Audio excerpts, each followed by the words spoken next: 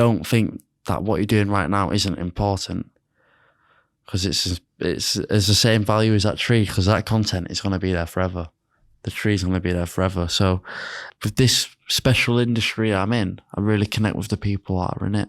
I just want people to feel that whatever they're doing right now is important.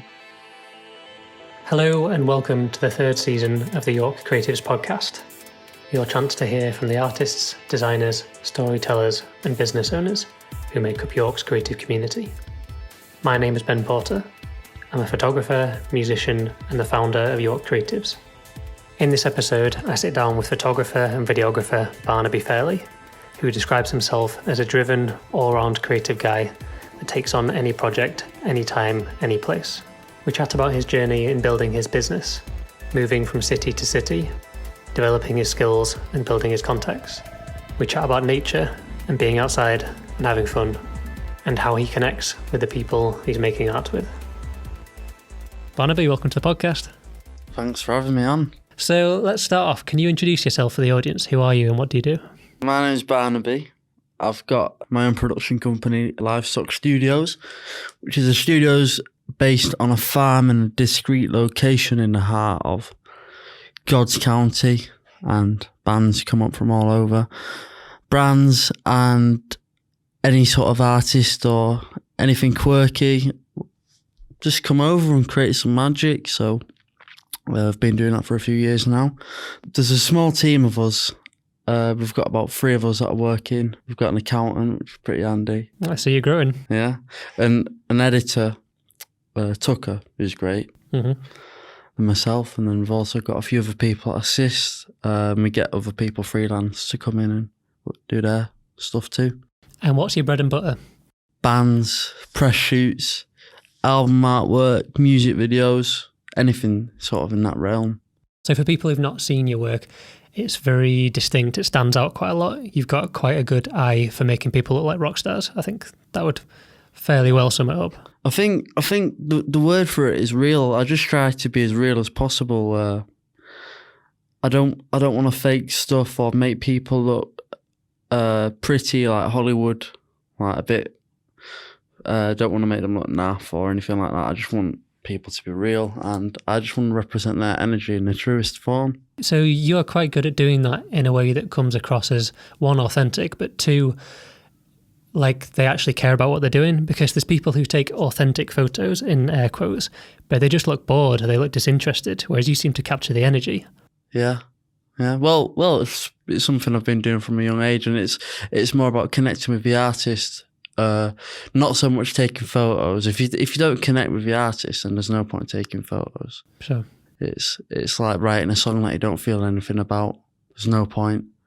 So let's dig into that then. So what were you like as a young kid?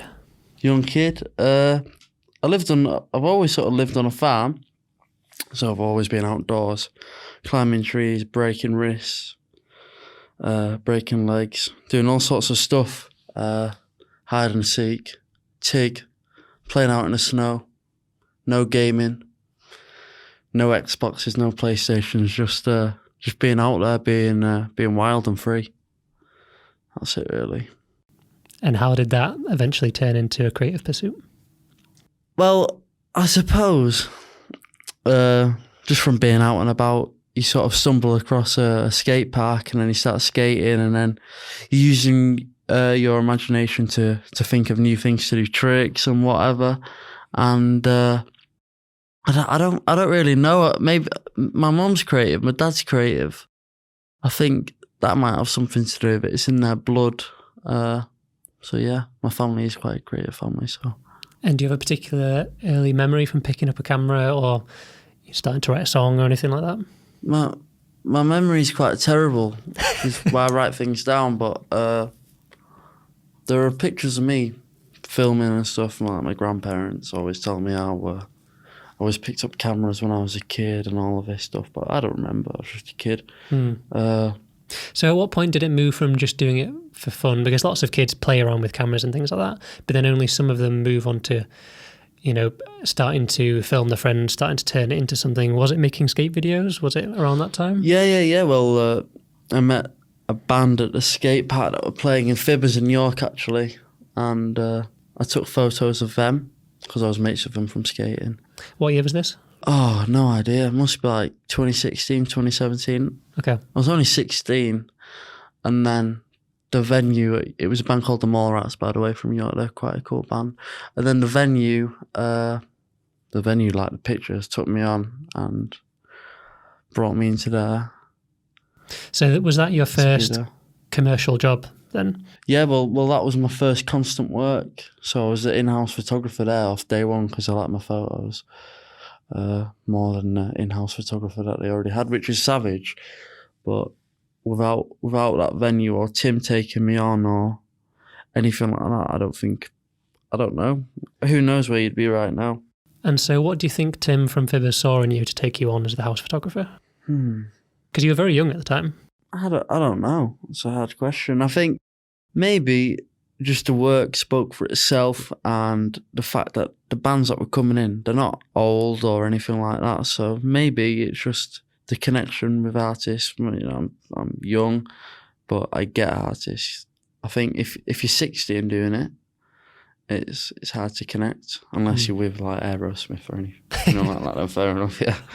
Yeah, so I guess maybe it might be hard to answer because you're so close to it, but for me, having seen your work over the past few years, it's clear when you say you have a connection with the artist, you can see that in your photos. So many photographers, they'll be there in front of the artist taking a photo of them and it'll be nice and close, but the artist isn't engaging at all with what the photographer's doing.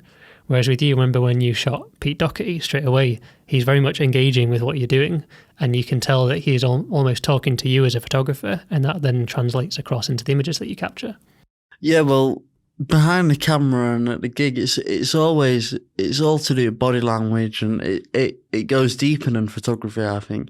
I think the way you hold yourself as a person is very important, the way you dress and all of this stuff I feel like gives off energy to the artist to even for an artist to trust you. It's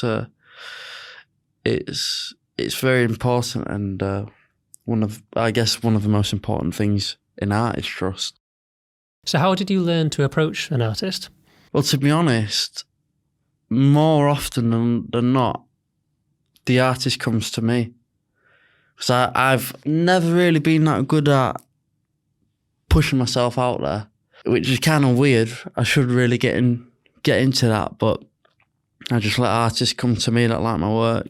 So there's two things here. There's one which is somebody hiring you for a job, but then there's another thing which is when you physically meet someone.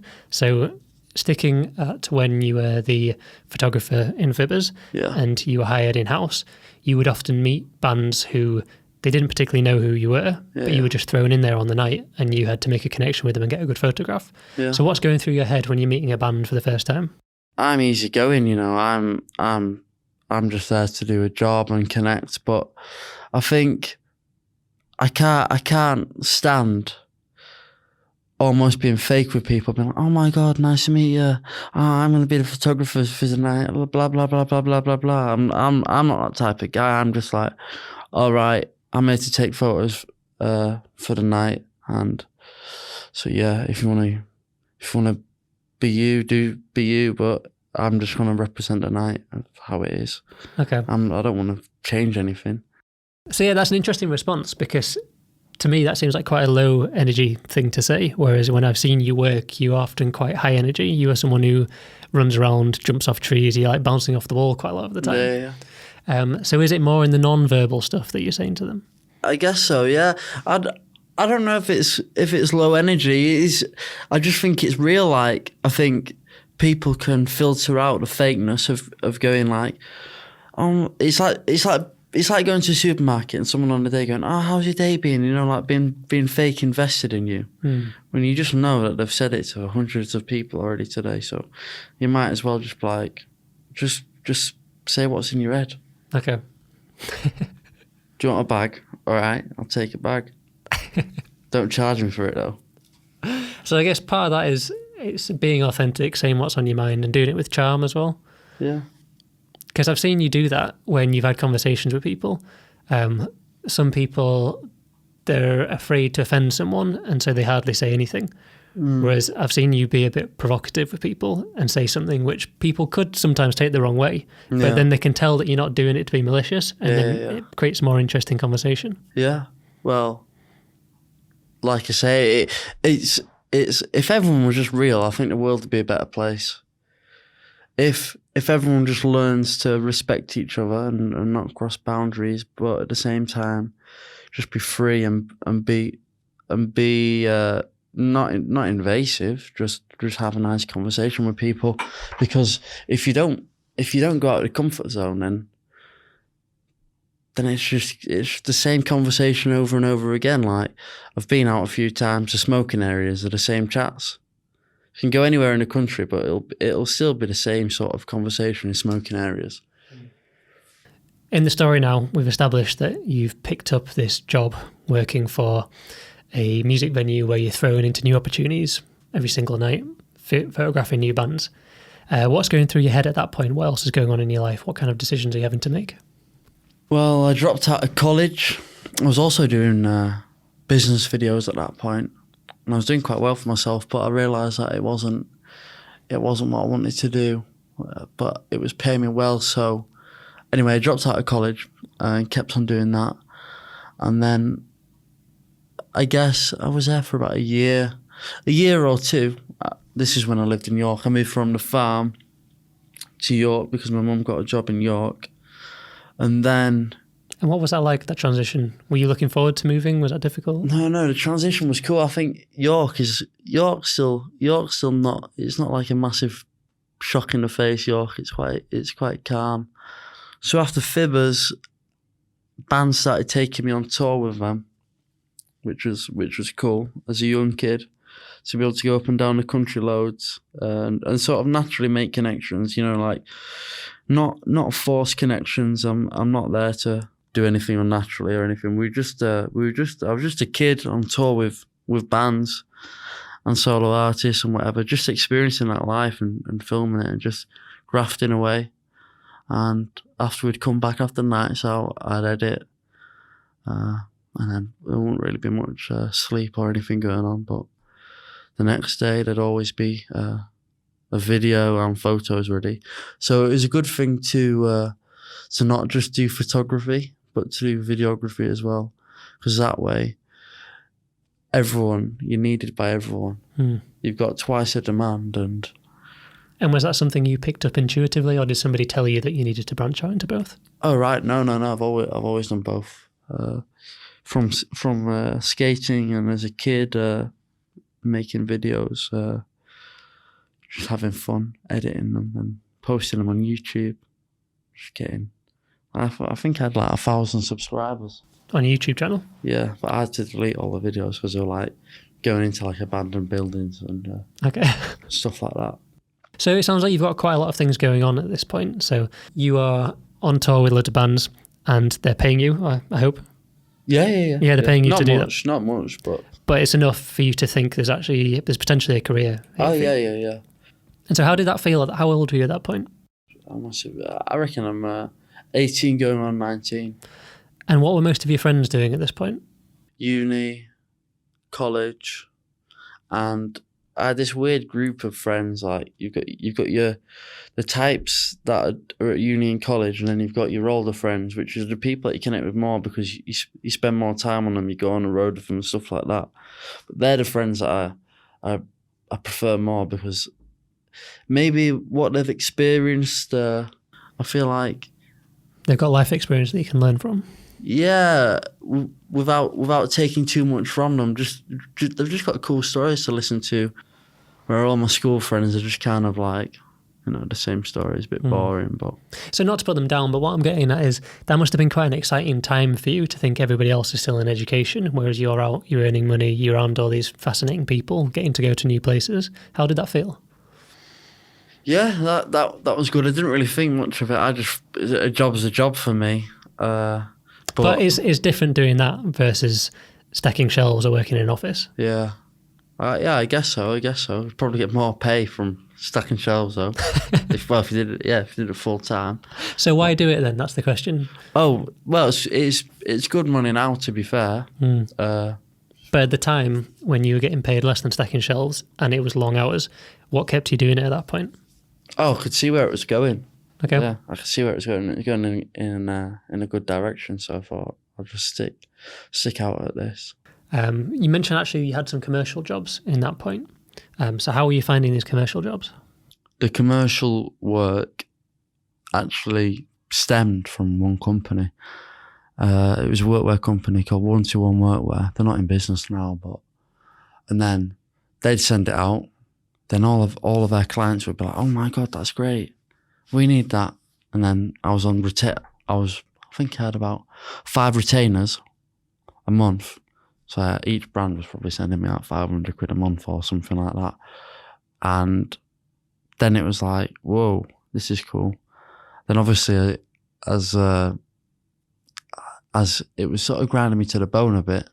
So hang on, before we move on from that, because this is quite impressive for someone who was, 18, 19 at the time. There'll be people listening to this who are much older than that, who would love to have 5 retainer clients a month. So break down that process. How did you get that? Because there are people who are dying to get this information. Right. So take us through it step by step. I don't even know what happened. I started actually on the ground floor of this workwear company making uniforms for like Eddie Stobart. So you're actually working in the company? Yeah. Okay. Like peeling vinyl stickers, pressing them on like vests and all that stuff. And then I was like, no, I can't do this anymore. And then I just got back in touch and I was like, hey, I do videos now, I do photos. And I was like, oh yeah, come test it out. Come like almost like come show us what you can do for a set fee of whatever it was. And then he was like, yeah, almost like have enough content to run the socials and stuff like that. So I was doing that. And then his mate's company needed work. And then it just goes on from there. Okay, so let's take the step by step. So you used the contacts that you already had. Yeah. So a place where you used to work, you got back in touch and you said, hey, you already know me. Yeah. I've worked for you before. Yeah. I've now got this service which could potentially help your business. Yeah. They said, okay, come in and we'll do a trial run to give you a shot. So that happened, you did well on that, and they said, okay, we've got this need, we need to cover all the social media stuff. Yeah. We're not covering it at the moment. Can you do that for us? Yeah. And you said, yeah, I can do that. Yeah. You did that really well. Yeah. And then they spread that word to other businesses. Yeah, you've nailed it. Perfect. So that's exactly what I wanted to get at, because there are so many people who, they have this in their head, but then they get to step 1 and they think, I've been rejected by this person, and they think it doesn't work. And it's like, well, you only need 1 to work and then to pass your name on, and that's how you build a business. And so it doesn't matter if you try 25, 30, 35 businesses before you get the one that works, because if you do a really good job for them and they do tell 5 of their friends 5 other businesses, that's it. That's a full-time income. Yeah. And so many people struggle to get that because they give up too early. Yeah. I mean, I sort of struggle with that. I think it's I think creative people aren't necessarily the most pushy when it comes to sales. So working with people that aren't pushing, not that aren't pushy, but working with people that can reach out to the right people and put your name forward is one of the best things you can do, especially as being a creative. So to pick up on something you were saying earlier, you were saying you had this commercial work, but it wasn't really that fulfilling. No. And you decided to move away from that. So talk me through that process, because it sounds like you had quite a promising business there. You had a full-time income and you decided to leave that to go on a different path. Was that scary? I didn't find it that scary because the business work was sort of phasing into the music work. So you were picking up more clients in other areas, which allowed you to tail it off? So I sort of ramped it down, the business work. And then, I mean, I've still kept some, but I was able to with a few music videos and stuff like that each month, and then photo shoots. I mean, it was sweet from then on. Yeah. We've talked about ramping down the commercial work and ramping up the creative work. So the next big stage in your life was you moved from York, you moved to a different city. Tell me about that. So I moved from York to Manchester for all my savings, what I've been trying to say, but with a band that I previously spent 2 days with filming a video for, we just hit it off, and then we're like, yeah, let's move. So we went to look at this apartment, and it turned out, I mean, we got a great deal. City centre in Manchester, I think we're paying like 300 quid each, 400 quid each. And it turned out to be a penthouse, which is incredible, really, because on the advert, it didn't say anything like that. And if it did say that on the advert, we kind of would have been like, whoa, we can't afford that, you know. How many of you were living here? Oh, no. Well, I think that's why it worked out cheap, because there was only meant to be 3 people living there. But there were 4, and at times maybe 5. Just like, yeah. And then when we looked at this apartment, because it's a penthouse, it had this open plan sitting room.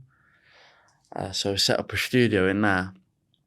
It's actually bigger than the studios that I've shot in central Manchester before I moved there. So then I was like, hang on, this is a good idea. Let me go to the camera shop and buy some studio gear. So then I spent, I'd say, about 95% of my entire earnings with, obviously I had work booked in that could have sort of got me over the first month, but I spent all my entire earnings on some studio gear. Like I must have bought like 2 or 3 grand's worth of gear. I've still got it with me now at the studios. So you seem like the kind of guy, when you get an idea, you go all in. Yeah. Let's move to Manchester, let's set up a studio. Yeah. Boom. Yeah. That's it, yeah. Have you always been like that? Make a decision and you go for it? Yeah. Then if I don't succeed, I just make sure I don't succeed. Make sure you do succeed. Yeah. Make sure I do succeed, yeah. That's funny.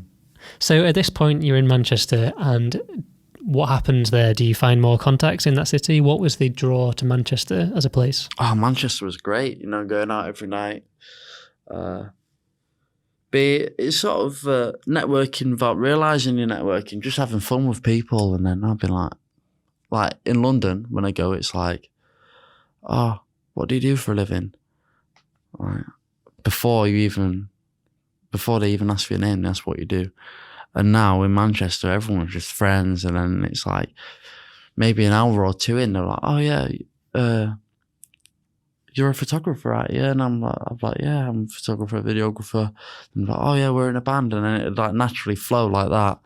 And then we'd end up creating some stuff together and some campaigns. But what we'd do is I'd have 1 or 2 people in the studios every day, constantly coming in. The neighbours were getting annoyed. It wasn't meant to be a studios, and then a band came in the studios that actually worked with someone that was on the same floor as me. Then he told them that I had a studio, which was a bit of a nightmare. But yeah, a lot of noise complaints, a lot of fun. So hang on, were you actually filming bands in the flat? Yeah. Okay. We've had full kits and everything in there. We actually had a complaint. We were on the 9th and 10th floor, and then we had a complaint from the 7th floor. So it's gone through a full.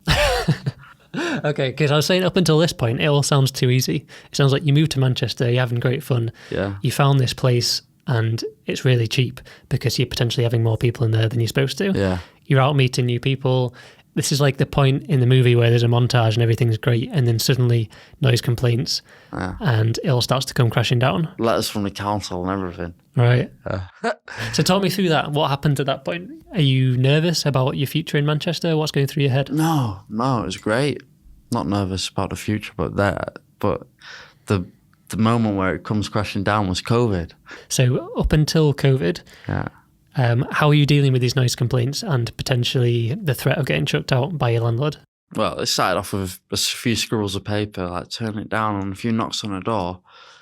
I don't feel like we were taking a piss with it, but some people work night shifts, don't they? You know what I mean? You can't make noise ever. If there's people in the block that are doing night shifts and doing Zoom calls and all that sort of stuff, I guess it kind of would be a bit loud, but it's a city centre, innit? So I won't think it was that bad. But basically with noise complaints, you get 3 warnings. You get, 4 if you include the notes before. We were on our second, and then the third. Before the third, it was coronavirus. But we sort of turned it down a bit then. And so you someone who just thought, well, it's just another thing that I'll deal with? No. I mean, we were all trying to keep it quiet, but there's nothing we could do about the noise. Nothing. Without it being, because life without music is just weird. Okay, so coronavirus, that massive thing that threw the spanner in everybody's cogs. Tell me about that. What happened at that point? The last tour I was on tour with Twisted Reel, and they were with Liam Gallagher at the time. So we were with Liam Gallagher around Europe, and then bang, I guess that was it. And we were like, hang on, what's this actually all about? So then it was like, hang on, no work, no financial support, nothing. And then, hang on, it was like, how long can I do this for in Manchester? With no work or anything, because everyone's too scared. Everyone's like thinking that this virus is going to kill everyone and all of this stuff, which in fairness it did. But the whole country was on lock. Everyone knows this anyway. But so you were on tour. The tour got cancelled mid-tour. Is that right? No, finished. So you finished the tour. Finished, and we were meant to go on Soccer AM with Twisted Reel. And Soccer AM were like, "So you can't come on. You've just been to Italy." And then that was the real sense of like, oh shit, this is actually serious, you know. And it turns out coronavirus wasn't actually a serious thing.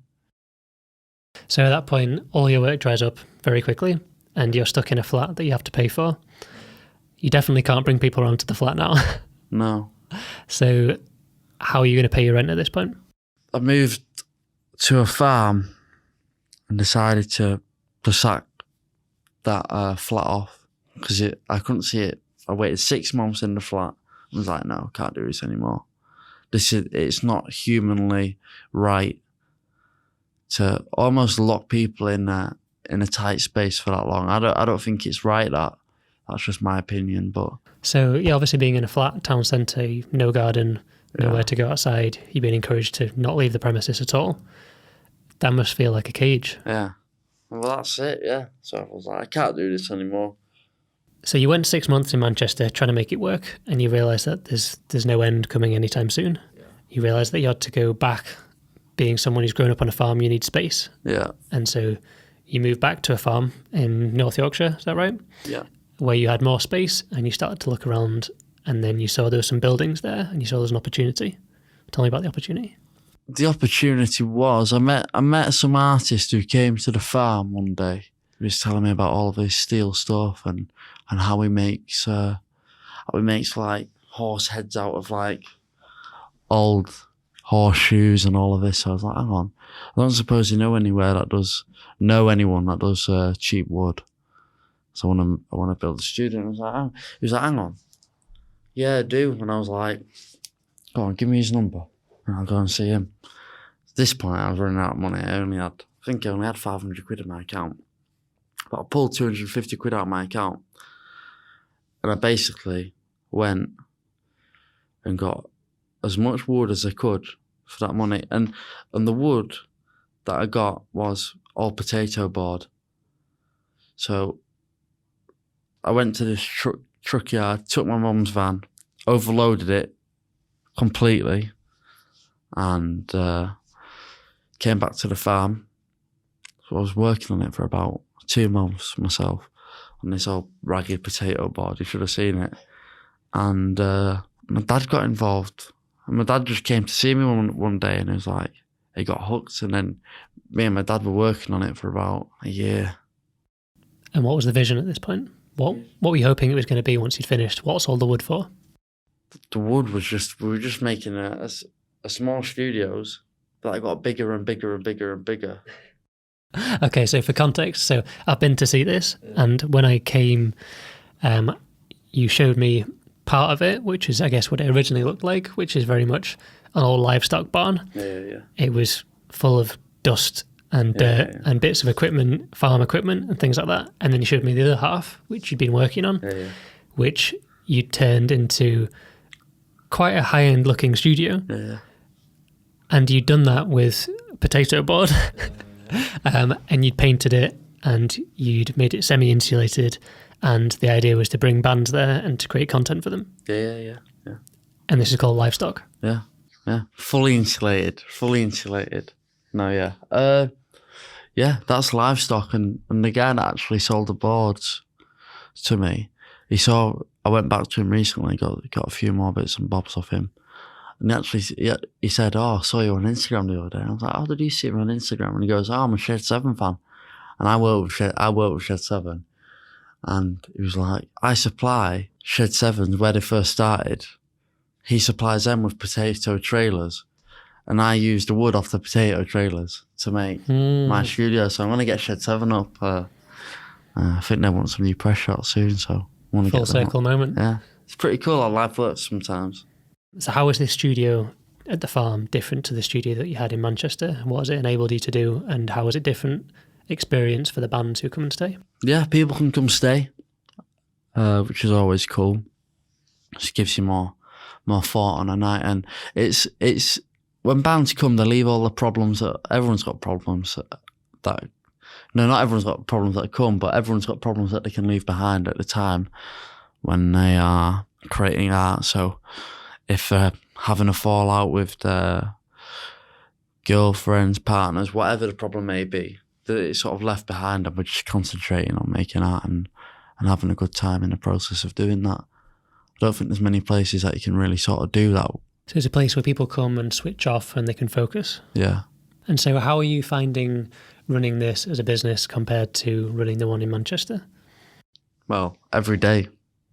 The one in Manchester was like, all right, it's just a small studio, but this is like, right, do the weeds, water the plants, sweep, build some stuff, then email, then do a social media post, then edit. You know, it's madness, and then shoot, and then whatever. Yeah, it's full on, but it's cool. So you're quite a hard-working guy then, doing all this stuff, maintaining the building as well as building the business. Yeah, I'd say so. And so how does this compare to when you were on the road, when you were like 18, 19? Is this what you imagined it would develop into? I always had dreams of this. Yeah, I was always dreaming of owning something like this and doing this. I mean, I still go on the road now with bands, but it's when I'm off the road, just able to do this, booked out. And when you're on the road, you're always planning. When you're coming off the road, and then I've got this, it's amazing. It's like a full circle moment, because I remember sending screenshots of other studios and having these dreams. But this is it's just part of a big picture I've got in my head. So tell me about how is business now? Because obviously you're away from Manchester, you're away from where lots of people go. So where are you getting your business from? The business Comes. It's more of an experience now. You're living that piece of artwork now. So bands come from all over, and then set up, have a tea. Obviously, we've done all the pre-production before, the planning and storyboards or whatever. If we do music videos, and then we go, hang on. So we've done a few meetings on Zoom at this point. We go, is everyone happy? Yeah, I'm happy. Yeah, I'm happy with what we've got so far. Then someone might go, all right, yeah, but I've also had this idea. All right, so the kettle might go on again, and we'll just hit it off like that, and then make sure everyone's happy, which is always the best thing, and then go start that. Take a step back, look at it. Well, because the beauty is there's no time constraints at the studios. If you're in a big studios, it's majorly expensive. I'm trying to support everyone as well as myself by doing this to make sure everyone gets the most out of it and has the most fun. And yeah, it's been going really well. People love it. People come from all over, really. London, Ireland, and Manchester. Nice. So it sounds like you've brought these dreams to life that you've had in your head. You've achieved this certain level of success which you're aiming for. Yeah. So what now? What's next? What's next? Every piece of work that I do, just get better and better and better. Just create and build a strong a strong team around me. I'm not aiming for loads and loads and loads of people. It's just, I'd rather have a group of people that I can trust, a group of people that I can vibe off, and a group of people that's energy works sympathetically together, really.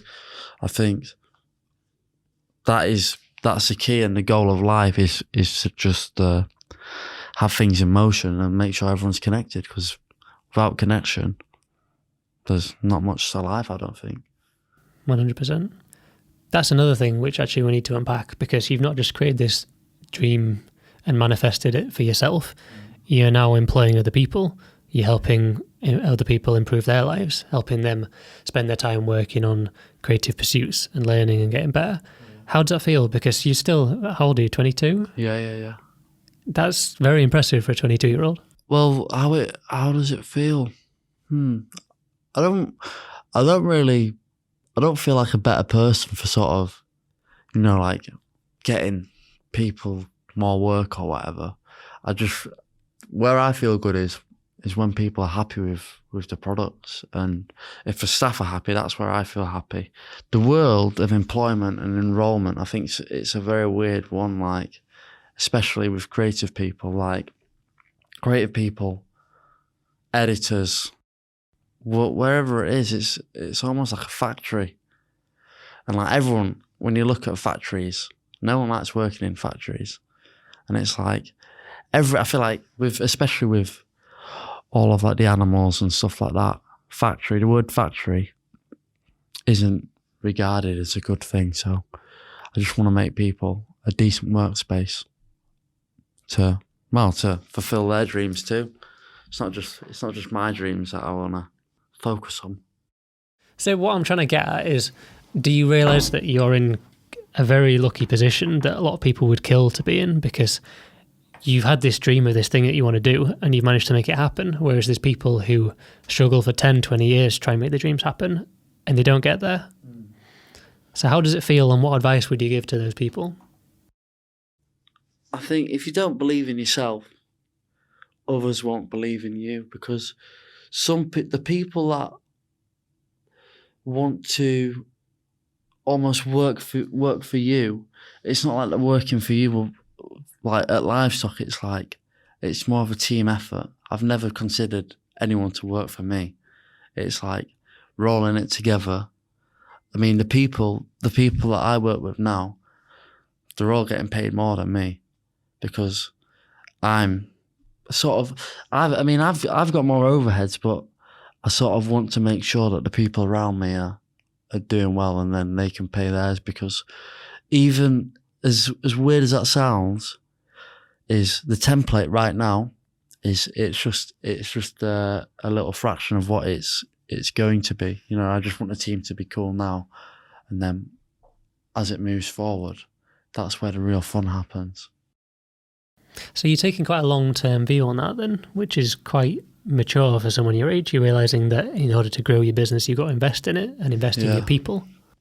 Yeah, that's it. I mean, without investing, if it's building materials or anything like that, I think the business is only going to reach a certain amount of potential. But I feel like with investing, I feel like for this type of business, it's hard to advertise it, because I feel like if you invest on ads, people aren't going to believe the realness because it's sponsored in front of them. So I'd rather invest in a few tins of paint, making it look nice for people to come, oh yeah, the wall was nice, and tell other bands, oh yeah, they had a nice blue wall or a nice red wall, or they had butterflies there, or they've got beehives there. We've got a colony of bees now, 2 colonies of bees making honey. So it's an experience, really. They're not just buying the finished product, they're buying the time to come away for a weekend or for however long they come and stay, and actually feel like they are doing their best creative work. We've actually got we actually do for big projects, we plant trees. So obviously, like, the environment's a big thing. Not necessarily that I'm doing it so much for the environment. I'm doing it to make people feel like they're connected, and and that we're in it together. Like, that tree's going to be there for years to come. Like, so don't think that what you're doing right now isn't important, because it's the same value as that tree, because that content is going to be there forever. The tree's going to be there forever. So I just want people to feel that whatever they're doing right now is important. And if the side effect of that is helping the environment, then it's perfect.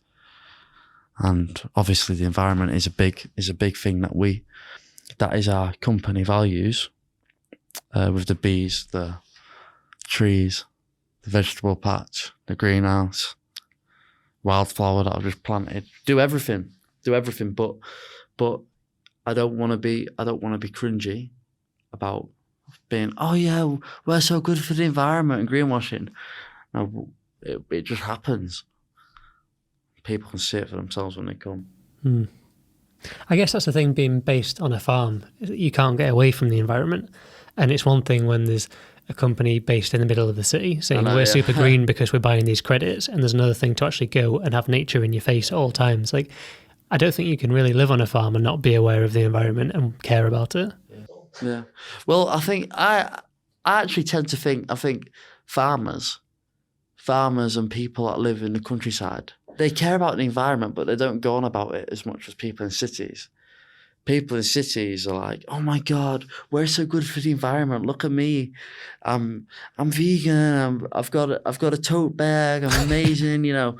And like, yeah, like people in the countryside are like, oh yeah, I'm vegan. I've got a tote bag, but it's like, chill out.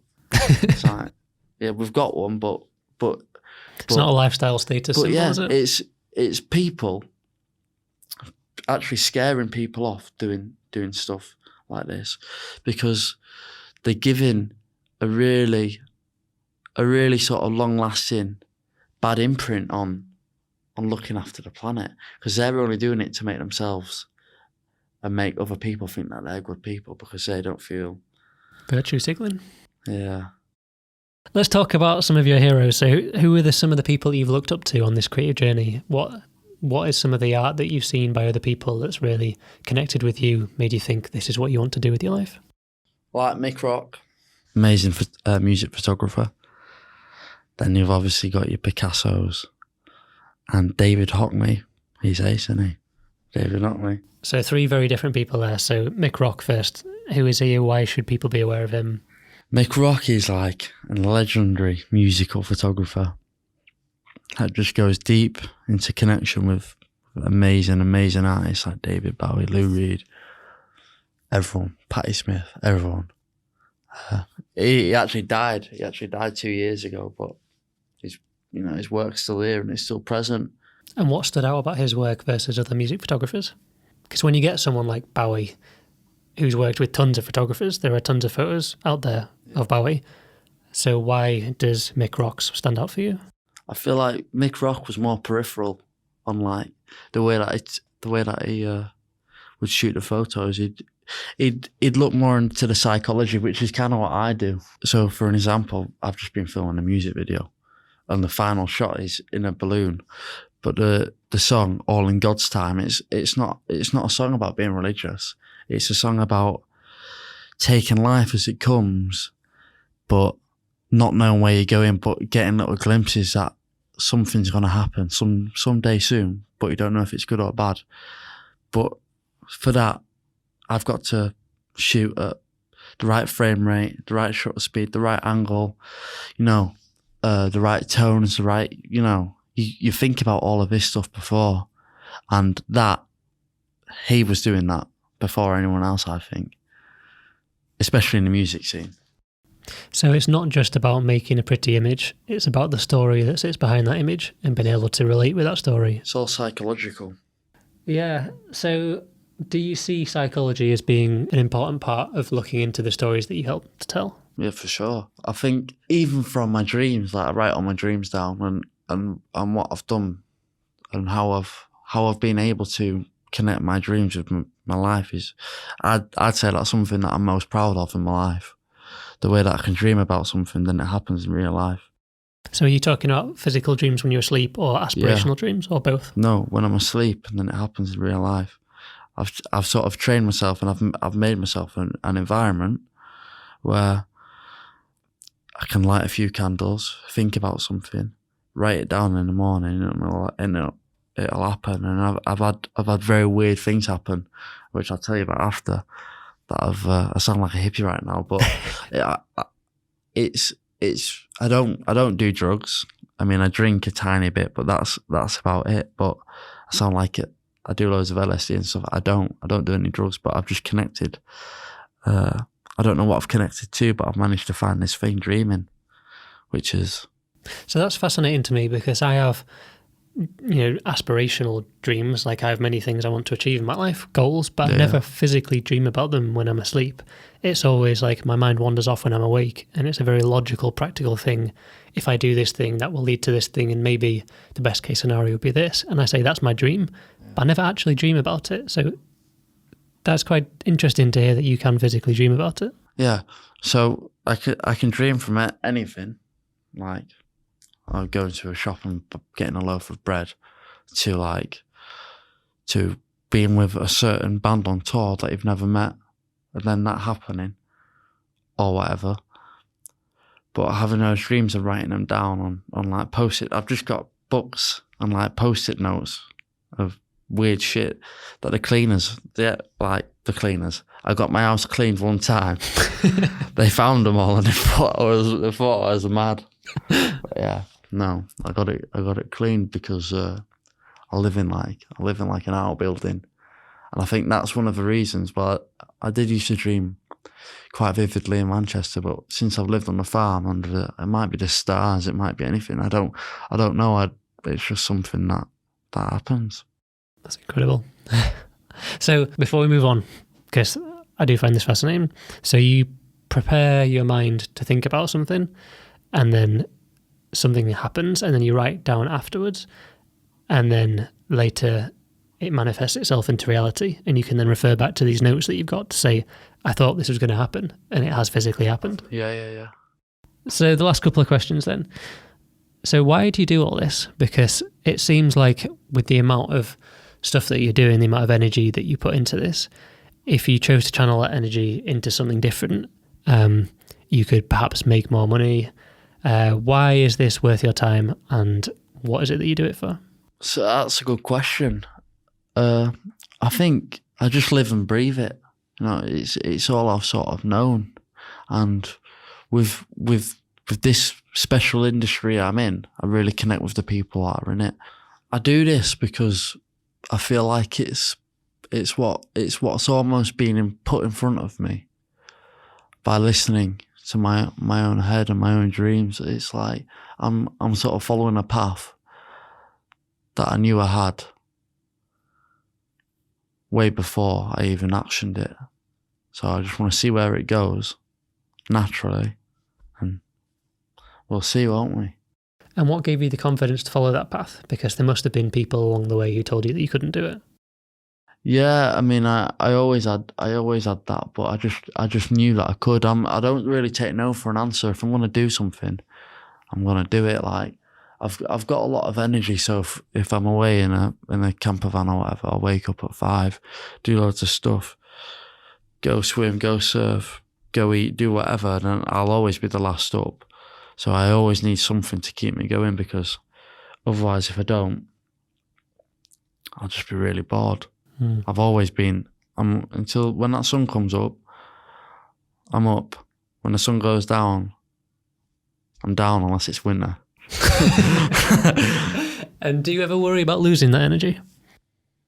Do you ever? No, I think that's one of my talents is I'm good at maintaining it and putting myself in positive environments where I can. Like, I mean, we've all had negative friends now and again, but as soon as I think something's a bad vibe, I just get rid of it straight away.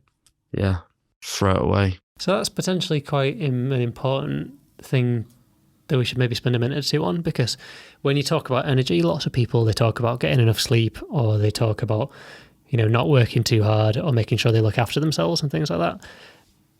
But it sounds like what you're saying is like you can push through all that stuff if you're in the right environment with the right people. Is that your experience? Yeah, in a way, but I feel like I am the environment. And if people's energy is going to affect my environment, then the weather's going to be bad. And I don't want the weather to be bad. So I just get rid of them and keep my own microclimate, environment, whatever you want to call it. Because if they're going to affect me, it's going to affect my future. And I'm always thinking of a big picture, kids, family, all of that stuff, live abroad, whatever. Always thinking of something.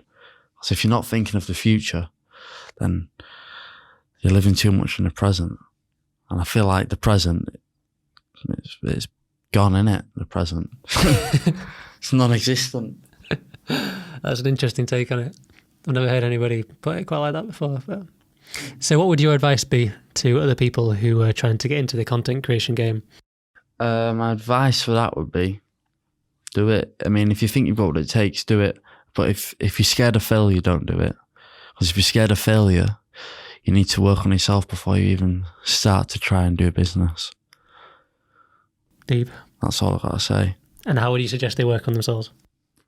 I think to work on yourself, you've got to find the root cause of what makes you happy, what makes you tick. Does money motivate you? Does purpose motivate you? And finding that balance between money, purpose and happiness. So without purpose, there's nothing. And what's your purpose? My purpose is just to be here, have a good time, have a family, enjoy time with my family, travel, work, and create some of the best art that's ever been about. That's it. That's a strong end. Yeah. Thank you, Barnaby. Thanks for doing this with me. Mate. Thanks.